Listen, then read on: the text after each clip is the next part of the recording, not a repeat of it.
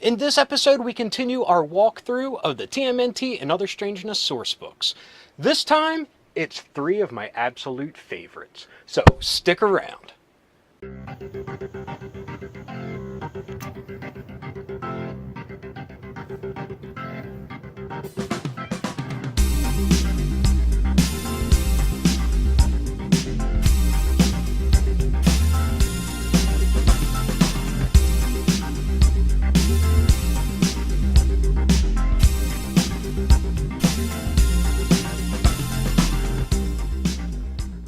Hello and welcome to It Came From My Side of the Laundry Room. This episode we're going to continue our journey with the Teenage Mutant Ninja Turtles Other Strangeness sourcebooks. This time we're going to go to 1987 and talk about the Turtles' Guide to the Universe. As you can see, this cover is beautifully illustrated by Peter Laird, and it's a wraparound.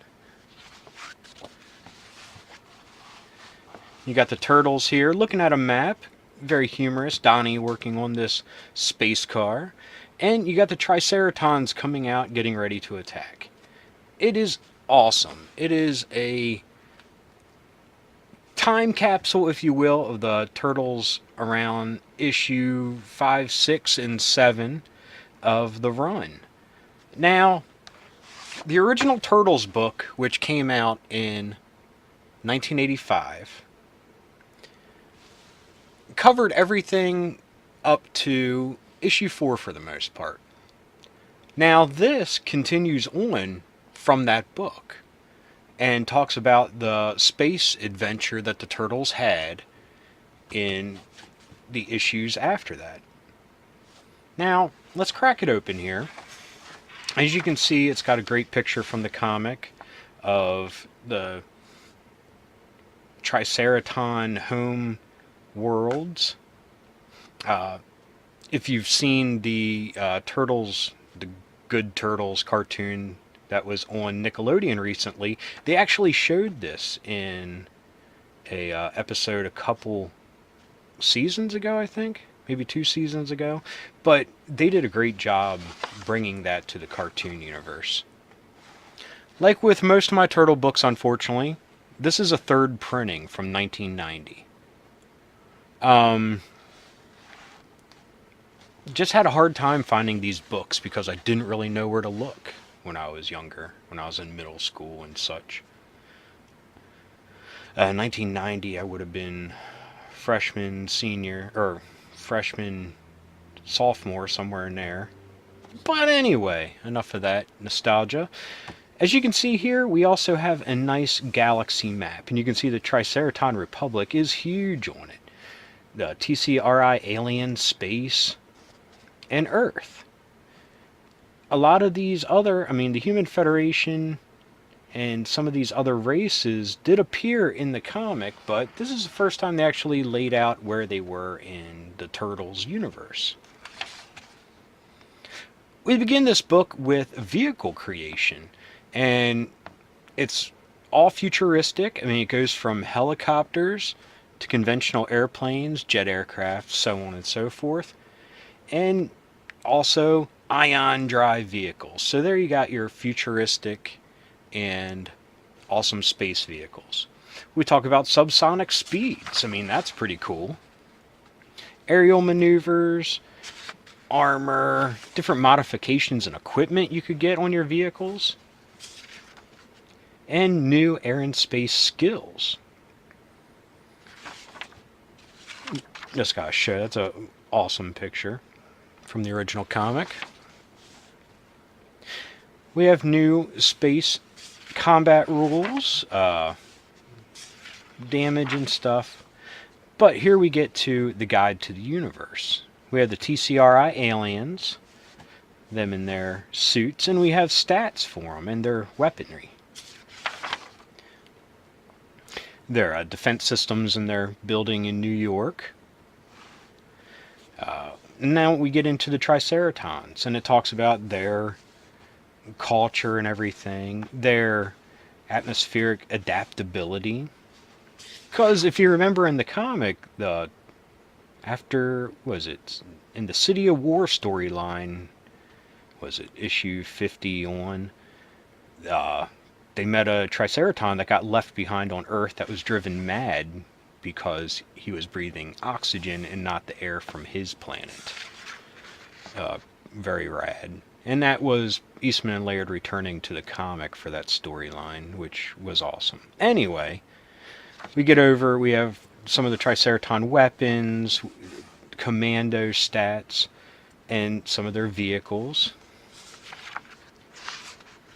Here's a thing about some, like an alcohol substance in the universe, and you see Raphael drinking it and getting a little messed up.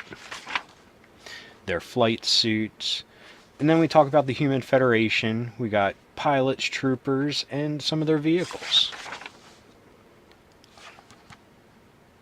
And then we go over some of the aliens. And a lot of these were only seen in the background scenes of the comic. Like if there's a bar scene. Your typical cantina scene that was like in Star Wars. It was awesome. But we have these dinosaur type of people. We have these ghoulie, I guess they're just big-eyed, tentacle-type people. Talks about their vehicles and stuff. The Spiny Empire, which is cool because that kind of populated just the different random aliens that were in the comic. So they added them all as one. You got these dudes that was they were never in the comic, and they used this picture of this alien, Havlish, to sell the Palladium Turtle books. In a lot of the ads, they had this picture. I guess because it was really unique and stood out and is a really great alien design. Then we talk about different types of aliens, Devorans, and they look like these. And they had these battle suits, I guess. Then we got these crab people. Hermit crabs. We got Fugitoid down here in the picture. Then we got wild planets and, different wild alien races. But now we get into an adventure, the Tigers of Tibet, which takes place here, but it dealt with different aliens that were in a monastery, these cool tiger people. The Mutant Mastering Mind Machine, we see the return of Doc Farrell and his cohorts. Day of the Transmat, Invasion of the Triceratons. Those are very specific to the turtle world as well. We got different Triceraton, like random encounters you can roll up for potential Triceraton teams. And then we got an awesome Terror by Transmat turtle comic by Kevin Eastman and Peter Laird. Has Fugitoid as they're buzzing through the Triceraton city here. They're saved by the TCRI aliens. They save them. Got the Triceraton shock troops coming down. It's a great little story. But at 48 pages, I mean, it's kind of sad it's so thin because that is a lot of cool content and they could have added some more, but it's great. And the cool thing is about the Palladium games is you can bring in any of their other books. So they had other type of space aliens and things you could bring into that and have a great big turtle world to create yourself. This by far is one of my favorite books of all time, Mutants Down Under.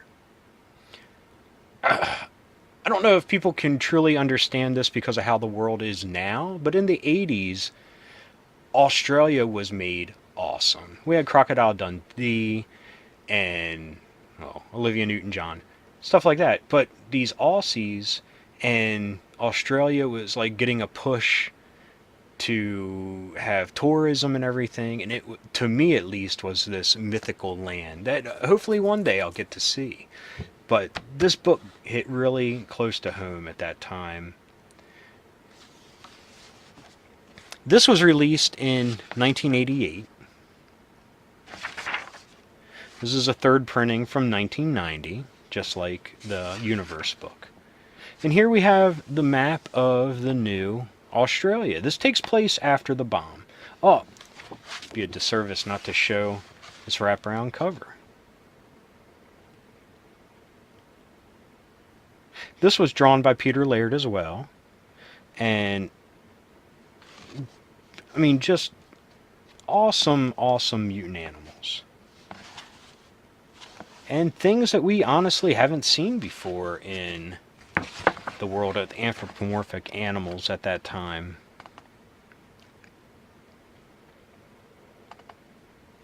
Anyway, sorry, catching up on this. Talking about how they must have had problem with copyright back in those days. But here we go. Oh, I apologize. The cover painting was actually Eastman. So sorry. I apologize for that. I was just used to Laird getting most of the art duties on the role-playing game. So, my bad. Kevin Eastman. Anyway, this is Australia after the bomb. It gives you the big change, and it's talking about how people in Australia adapted to after the bomb. We have a ton of new animals. Wild birds, the zoo animals stay the same. New mutation backgrounds. I mean, look at this. Airship captain. Insect herder.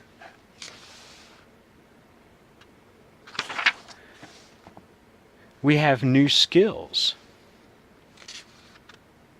Didgeridoo. Awesome skill to have. And right here we're introduced to how different this is presented compared to the other After the Bomb books. These dudes actually look happy riding their grasshoppers. We have standard mutant riding insect stats here. We have everything from ants, beetles, flies, wolf spider. Awesome. New psionics. And here's the new animal descriptions. Look at this cuss. Got a dingo. And this is art by Lawson. And it's... this is what sparks the imagination. This art is beautiful. Got a frilled lizard, kangaroo, koala, Komodo dragon. Look at this platypus dude. Think platypus is funny? Wouldn't mess with that dude. Got rock wallabies, Tasmanian devil, tree kangaroo, wombat farmer. That's awesome. Then we talk about the different lands that are here. The human land, of course, and the humans want to take it back. I mean, it's very reminiscent of the America's version of After the Bomb, as, I mean, I guess human nature is human nature. Here's some new characters. Got some new weaponry. Look at this. This is when you don't spend any BioE on looks, that you just look like a normal animal, and this is one that's bought partial looks. So that's kind of neat to see it in one picture, and how it could be in one community, how they've mutated differently. Got the airships that we talked about earlier with the new professions. And look, you see the mutant animals are slaves rowing it. And we got these like flying squirrel dudes attacking. That's awesome. Trying to free their mutant comrades. Airship rules, airship stats, airship crashes. We have a little adventure. It deals with zeppelins. Got like aboriginal shaman. Some mutant animals, a spirit. But this is more of like a spiritual version of After the Bomb. And awesome. Oh, look, bioweapons. Like this man-eating plant. Damn. And here we look, they're just dressed like normal people. I mean, that's a neat thing to just show. Normal slice of life. But anyway, this book, I love this book. This is actually the second version I bought. The original I had ripped and just eventually disintegrated. And sadly, I think that was a first printing. Now, this book is also one of my favorites. This was a big source book that came out. Transdimensional Tmnt. Now look at this awesome cover by Kevin Long, who was a staple of the Palladium books. Did a lot of the Rift art, which was amazing. Sorry, Rifts art. But you can see the turtles attacking two different times. You got this robot, you got a T-Rex on this side. Look at that, the turtles with a dinosaur. Something that would actually become commonplace within different animation and toy storylines. Here we got a first printing, 1989.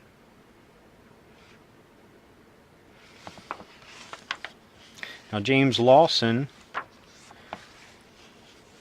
brings the cover or the interior art again.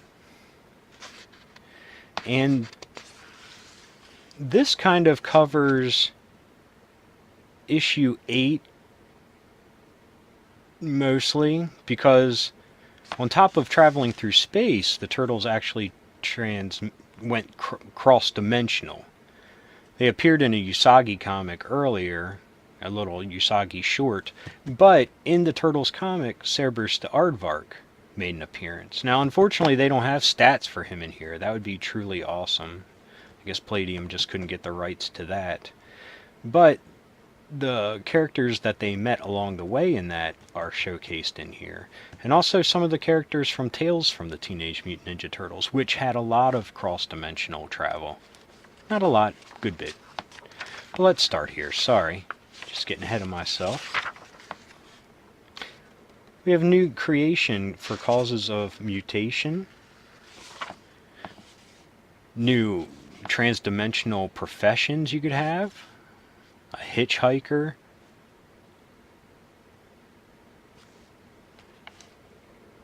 Oh, I take it back. These are the causes of mutation. When they say accidental crustaceous hitchhiker, that means you could play a dinosaur character or another cool creature from the Cretaceous period that is now in the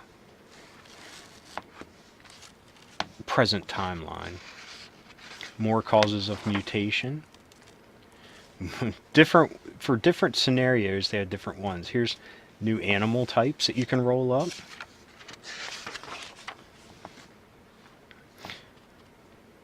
And this is probably one of the best lists because it features a lot of the stuff that was in the previous books.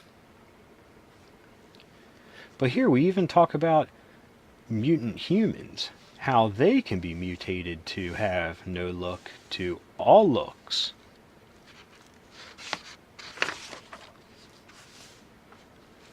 New psionics when you turn into something like that, like Joy Boy from Excalibur, or I should say Gatecrasher group.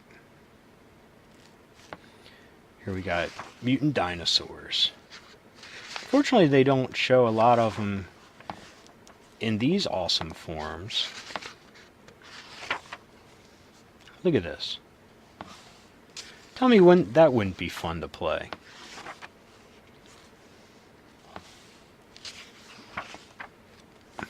Then we get into like woolly mammoths, saber-toothed tiger, new skills, new temporal powers, time stream rules, and look, different time periods, the geography of time. And here we go with some of the NPCs that appeared in the comic. We have the Time Lord dude. We have Renette. Lord Savante Romero. And then we have wizard magic in here. So this is the first introduction to magic in the Turtle books, but it's a staple for the Palladium books. So it was nice to have that all in one book. Different time powers, different time devices, different time machines. It looks like in the future they become common place for people to just look. This guy looks like he's going on vacation, going camping or something, and that's a time machine on his back. Then we got different cool vehicles, weapons to put on the vehicles, different equipment and stuff, different clothes from different time periods, different weapons, black powder weapons. Oh, this book, I mean, if you're writing up a game, this had a little bit of everything you could use. And then the Game Master section. This way we have different time descriptions. Oh look, Casey Jones attacking a caveman. That's awesome.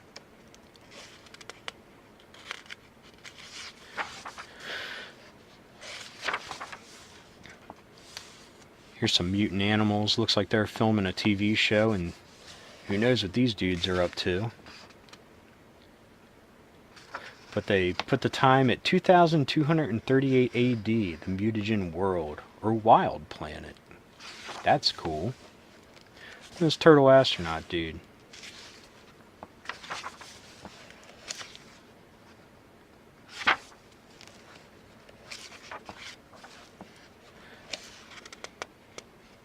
These alien guys, that's cool.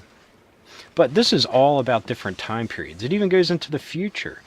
And, I mean, these are just suggestions for whatever you wanted to do, but when the mutants finally went into space, an all-out war time period, the time when the humans evolved and mutated,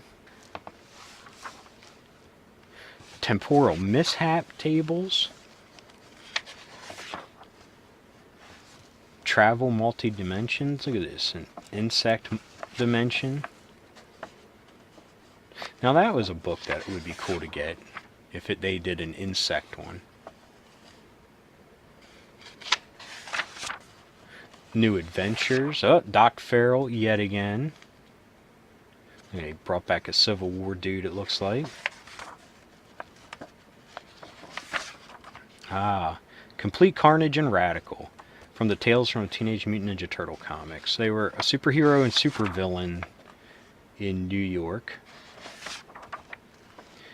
And then non-player characters to spice up your game, as it says. Kirby, which was in the Donatello #1, and his critters and artifacts. And here it gives you a little background with the panels here from the comic to what happened. And we got Monster, or as he was known in the animated show, the Rat King, who was also in the Tales comic.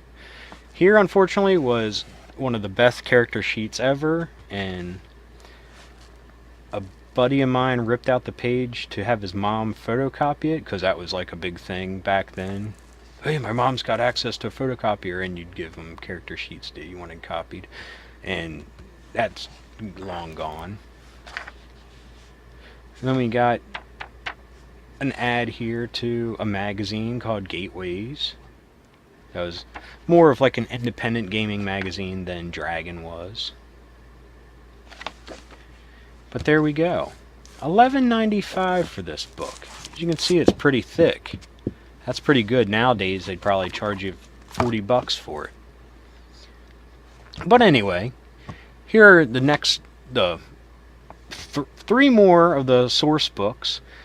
We got, I think, 5 more books to go. And that was the end of the Turtles side of things in the Palladium After the Bomb series.